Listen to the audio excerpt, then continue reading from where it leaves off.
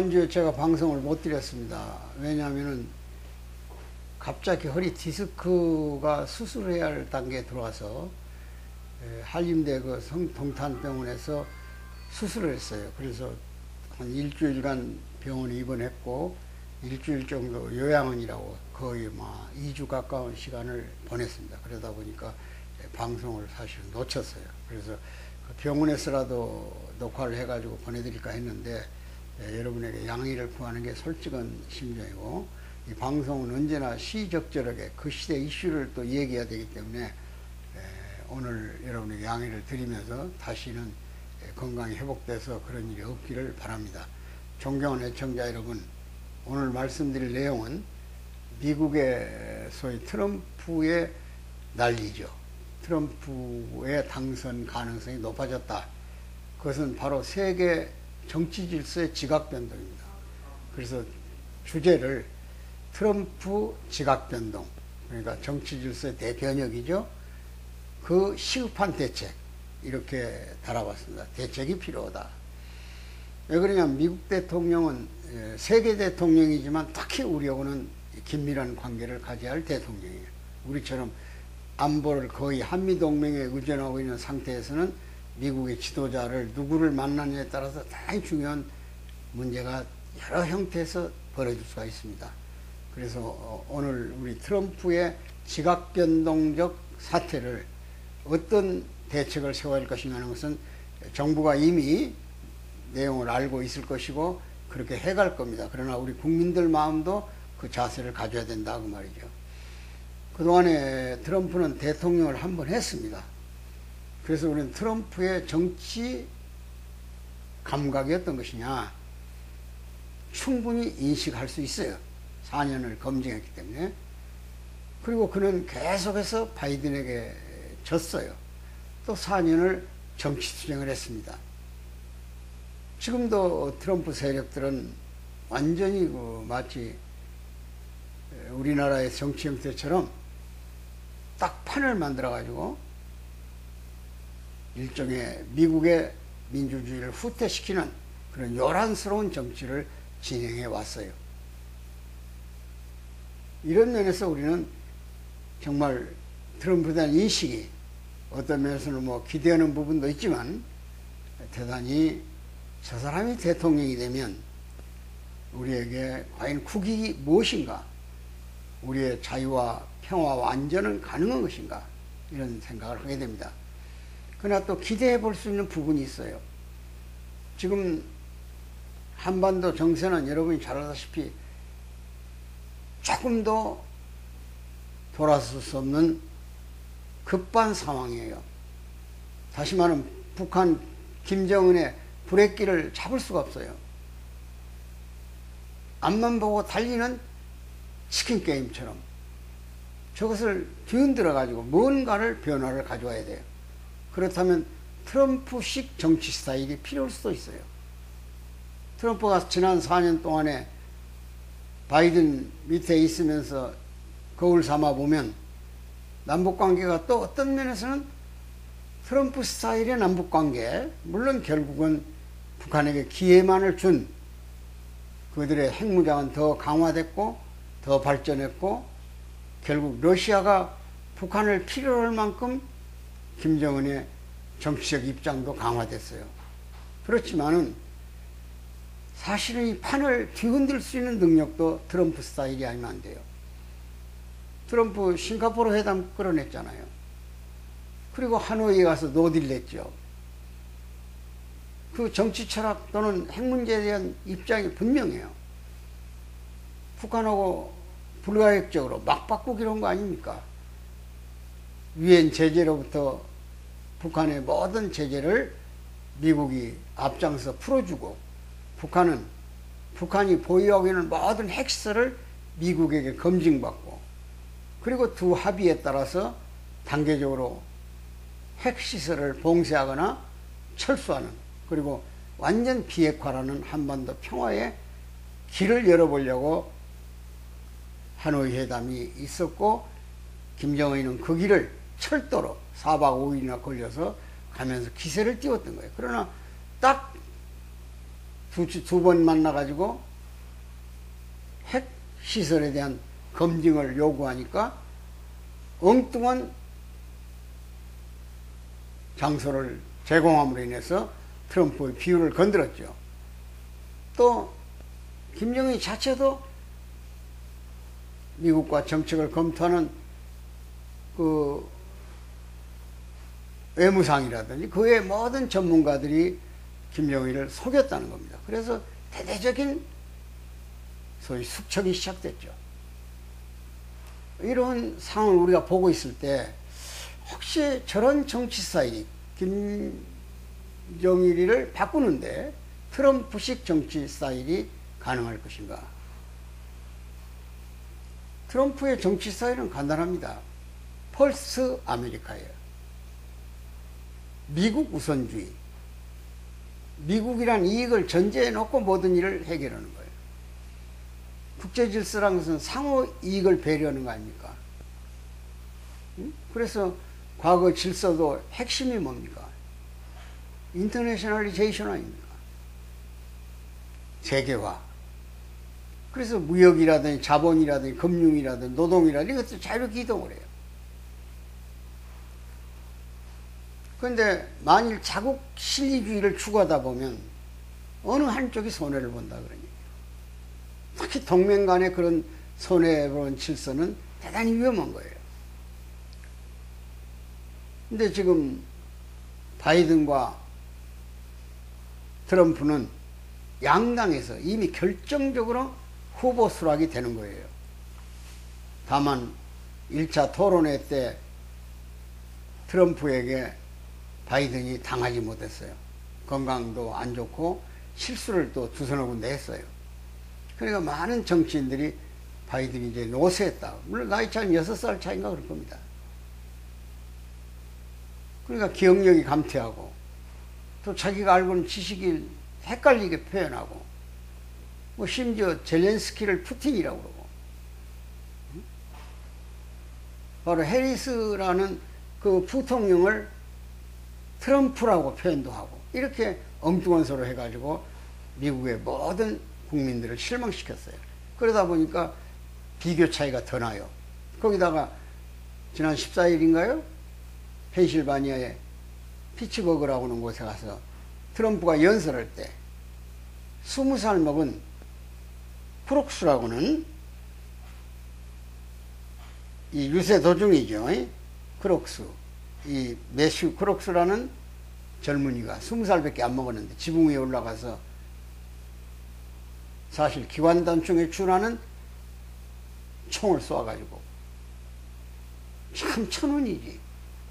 트럼프가 약간 앞에 있는 사물을 바꿔보니라고 얼굴을 돌리는 동안에 트럼프의 오른쪽 귀 한쪽이 날아가 버렸다 이게. 만일 그 순간 행동을 하지 않았더라면 트럼프는 갔을 겁니다. 이미 암살이 됐을 거예요. 그는 암살을 목적으로 지붕에 올라가서 조준을 하고 있었으니까. 아무튼 이러면서 민주당은 난항에 처한 거예요. 이 트럼프가 문제가 많기 때문에 미국에서 아무리 큰 소리 쳐도 팬덤 조직, 그를 둘러싼 조직 외에는 투표에 가서 트럼프를 지지하지 않으니까 어쩌면 바이든의 승리가 가능했던 거예요. 근데 이제는 이 총알이 트럼프의 운명을 바꿔줬으니까 아마 어쩌면 미국이 필요한 인물, 하늘이 필요한 인물이 되지 않을까 하는 기대를 갖게 돼요, 사람이. 죽음 앞에서 얼마나 당당해요. 그래서 트럼프의 당선은 이제 11월 달 선거니까 불과 얼마 안 남겼지 않습니까? 한 3, 4개월. 그렇다면 시급한 대책이 필요합니다. 소위 미국 실리 추구의 우선주의를 선택한 트럼프에 대해서 정책. 얼마 전에 대만의 TSMC라고 반도체 회사가 있어요. 바이든의 지원을 많이 받았죠. 우리 삼성보다 훨씬 많이 받았죠. 그러니까 트럼프가 대놓고 대만 부자다. 그런 지원금 안 받고 되는데 왜 미국 돈을 가져가냐. 너희들 독자적으로도 개발할 수 있는 거 아니냐. 이렇게 아주 강하게 중국의 시진핑이가 지금 노리고 있는 대만 통일을 은근하게 우리 지킬 용의가 없다, 이런 표현으로서 위협을 가하는 그런 정책을 추구할 수 있다. 마치 간혹 가다가 들리는 정책 보좌관들이나 트럼프 말에 가면 한국에 미군을 주둔시킬 필요가 없다는 거 아닙니까? 그 북한의 의중이나 러시아나 중국의 남진하는 정책에 대한 프로그램을 잘 몰라요, 이 사람이. 막 대놓고 해버리는 거예요. 그러니까 트럼프 정부 때 우리가 제일 고통을 받았던 것도 결국은 뭡니까? 주한미군 방위비 부담이에요. 주한미군이 한국에 있을 때 우리가 1조 달러 정도의 부담을 합니다. 이걸 5배 내놓으라는 거야. 5배, 5조 달러. 어떻게 상식에 안 맞는 그런 논리를 전개합니까? 아무리 비용을 더 부과시켜야 할 이유가 있다고 해도 그렇게 할 수가 없잖아요. 국제관례가 있고 다 정치도 상식입니다. 국제사회도 마찬가지예요. 어느 정도 한 1.5배, 최고 2배, 그 정도 여러 가지로 부담 비용을 더 줄 수 있어요. 우리 능력도 이제 커졌으니까. 지금 EU라든지 그 외 여러 미국에 지금 기지가 있는 데가 세계 17군데예요. 그 병력은 일본에 제일 많아요. 그 다음에 한국에 있고 독일에 있고 그래요. 그럼 이런 나라들에게 방위비를 일방적으로 부담시키면 우방의 결속, 미국 의존의 민주주의적 가치 동맹이 가능해지냐, 그런 얘기야. 다 어느 나라나 자국의 실리를 추구하게 돼 있는데 이런 점에서 걱정스럽다, 그런 얘기입니다. 그런데 문제는 이 바이든을 대체할 만한, 아니 트럼프를 대체할 만한 인물이 없어요. 인재 후보자를 내서 대항마를 세운다고 해서 가능하지 않을 것 같습니다. 그래서 우리는 일단 트럼프의 시대가 온다. 트럼프에 의해서 정치적 세계 지각 변동이 일어난다. 거기에 대한 시급한 대책이 필요하다 하는 얘기를 드리고 있는 겁니다. 존경하는 애청자 여러분, 지금 미국의 위기는 세계 위기지만 미국에서 우리가 지난 8년간 트럼프 4년, 바이든 4년을 볼 때 미국의 민주주의가 대단히 위태로워요. 미국은 기독교 민주주의 국가입니다.